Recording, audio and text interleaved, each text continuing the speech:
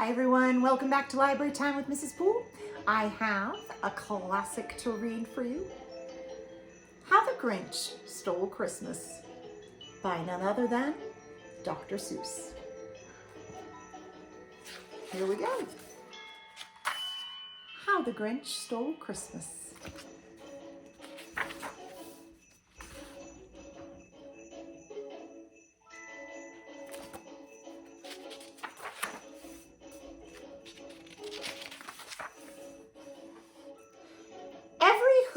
Down in Whoville liked Christmas a lot.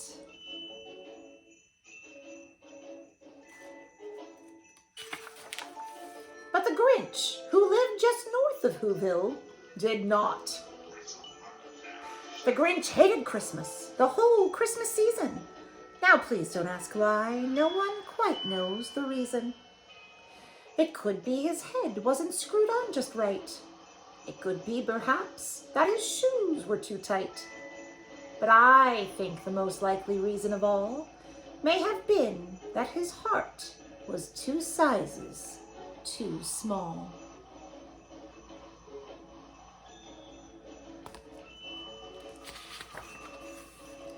But whatever the reason, his heart or his shoes, he stood there on Christmas Eve hating the Who's, staring down from his cave with his sour, grinchy frown at the warm, lighted windows below in their town. For he knew every Who down in Whoville beneath was busy now hanging a mistletoe wreath. And they're hanging their stockings, he snarled with a sneer. Tomorrow is Christmas. It's practically here. Then he growled with his Grinch fingers nervously drumming, I must find some way to stop Christmas from coming. For tomorrow, he knew,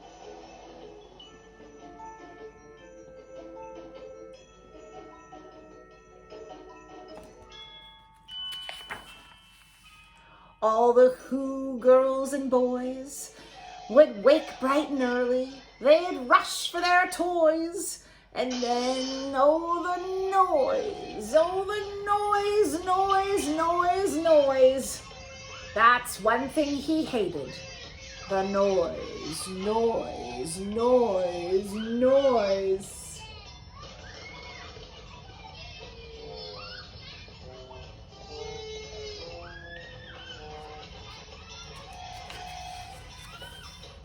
Then the Who's, young and old, would sit down to a feast.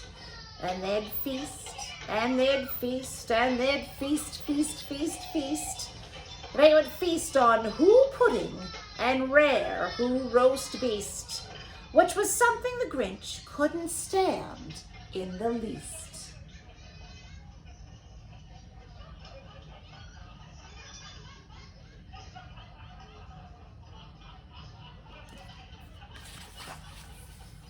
And then they'd do something he liked least of all. Every Who down in Whoville, the tall and the small, would stand close together with Christmas bells ringing. They'd stand hand in hand, and the Who's would start singing. They'd sing, and they'd sing, and they'd sing. And the more the Grinch thought of this Who Christmas sing, the more the Grinch thought, I must stop this whole thing. Why, for 53 years I've put up with it now. I must stop this Christmas from coming. But how?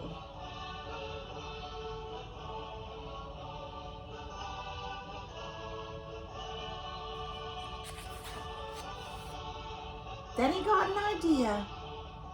An awful idea. The Grinch got a wonderful, awful idea.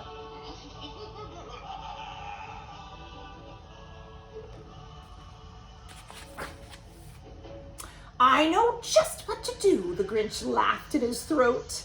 Then he made a quick Santa Claus hat and a coat. And he chuckled and clucked. What a great Grinchy trick! With this coat and this hat, I look just like Saint Nick. All I need is a reindeer, the Grinch looked around. But since reindeer are scarce, there was none to be found. Did that stop the old Grinch? Nope, the Grinch simply said, if I can't find a reindeer, I'll make one instead. So he called his dog Max. Then he took some red thread and he tied a big horn on the top of his head.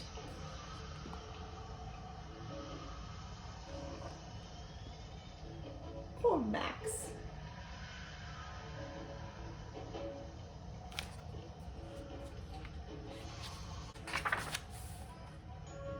Then he loaded some bags and some old empty sacks on a ramshackle sleigh, and he hitched up old Max. Then the Grinch said, "Giddy up!"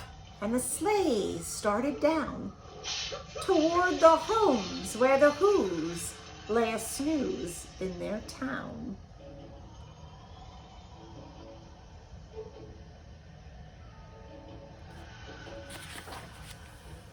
All their windows were dark, quiet snow filled the air. All the Who's were all dreaming sweet dreams without care. When he came to the first little house on the square, "This is stop number 1, the old Grinchy Claus hissed, and he climbed to the roof, empty bags in his fist.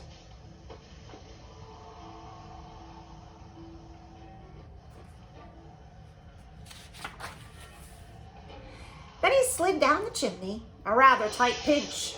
But if Santa could do it, then so could the Grinch. He got stuck only once for a moment or two. Then he stuck his head out of the fireplace flue, where the little Who stockings all hung in a row. "These stockings," he grinned, "are the first things to go."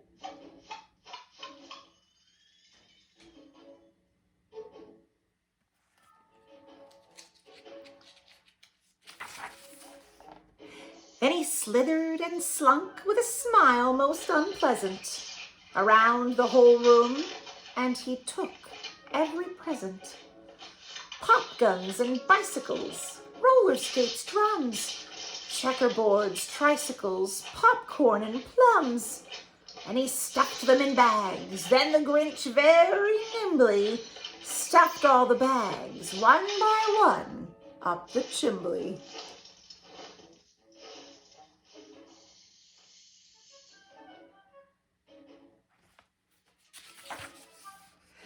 Then he slunk to the icebox. He took the Who's feast.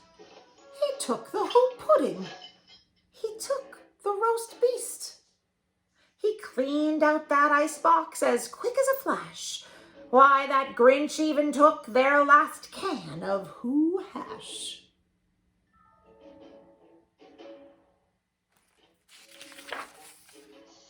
Then he stuffed all the food up the chimney with glee. "And now," grinned the Grinch, "I will stuff up the tree."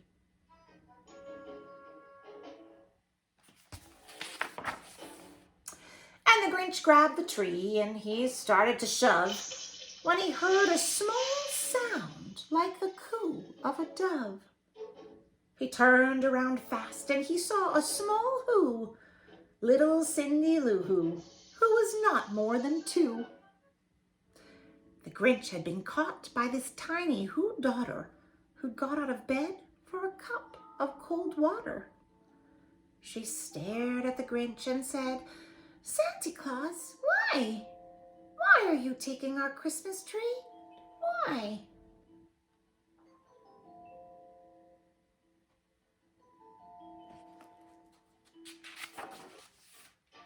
But you know, that old Grinch was so smart and so slick. He thought up a lie, and he thought it up quick. "Why, my sweet little tot," the fake Santa Claus lied, "there's a light on this tree that won't light on one side. So I'm taking it home to my workshop, my dear. I'll fix it up there, and I'll bring it back here." And his fib fooled the child. Then he patted her head, and he got her a drink, and he sent her to bed. And when Cindy Lou Who went to bed with her cup, he went to the chimney and stuffed the tree up.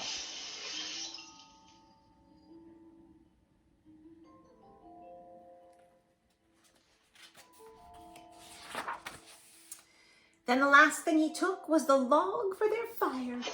Then he went up the chimney himself, that old liar.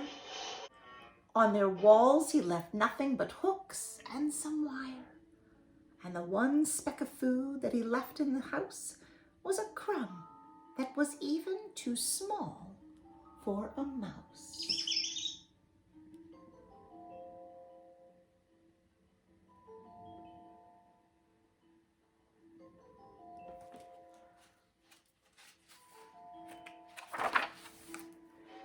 Then he did the same thing to the other Who's houses, leaving crumbs much too small for the other Who's mouses.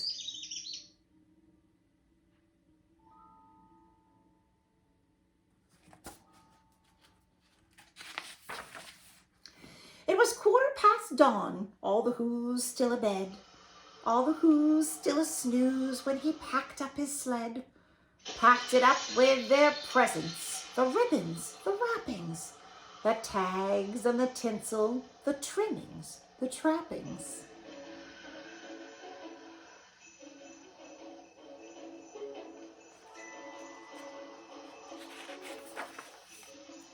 "3,000 feet up the side of Mount Crumpet, he rode with his load to the tip-top to dump it. Pooh-pooh to the Who's, he was grinchiously humming. They're finding out now that no Christmas is coming.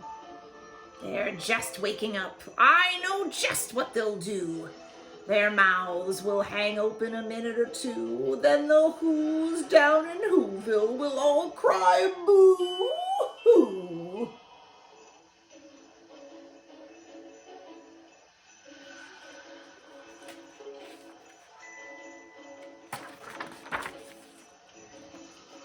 "That's a noise," grinned the Grinch, "that I simply must hear." So he paused, and the Grinch put his hand to his ear. And he did hear a sound rising over the snow. It started in low, then it started to grow.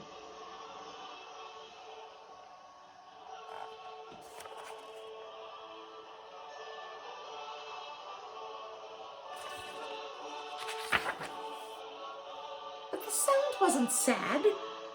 Why, the sound sounded merry. It couldn't be so, but it was merry, very. He stared down at Whoville. The Grinch popped his eyes. Then he shook. What he saw was a shocking surprise.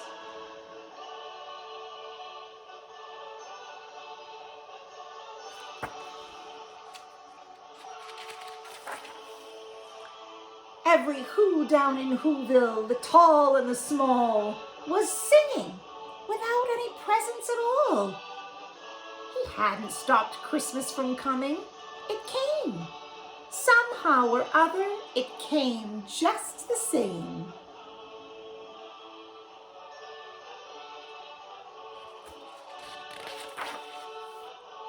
And the Grinch, with his Grinch feet ice cold in the snow, stood puzzling and puzzling.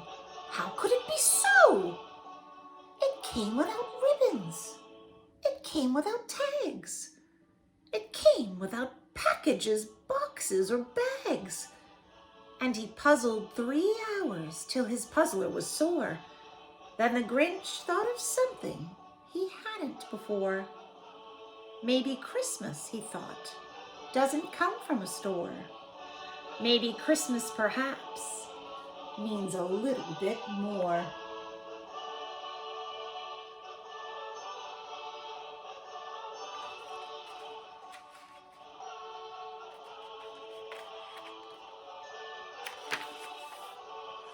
And what happened then? Well, in Whoville they say that the Grinch's small heart grew 3 sizes that day. And the minute his heart didn't feel quite so tight, he whizzed with his load through the bright morning light, and he brought back the toys and the food for the feast, And he himself, the Grinch, carved the roast beast.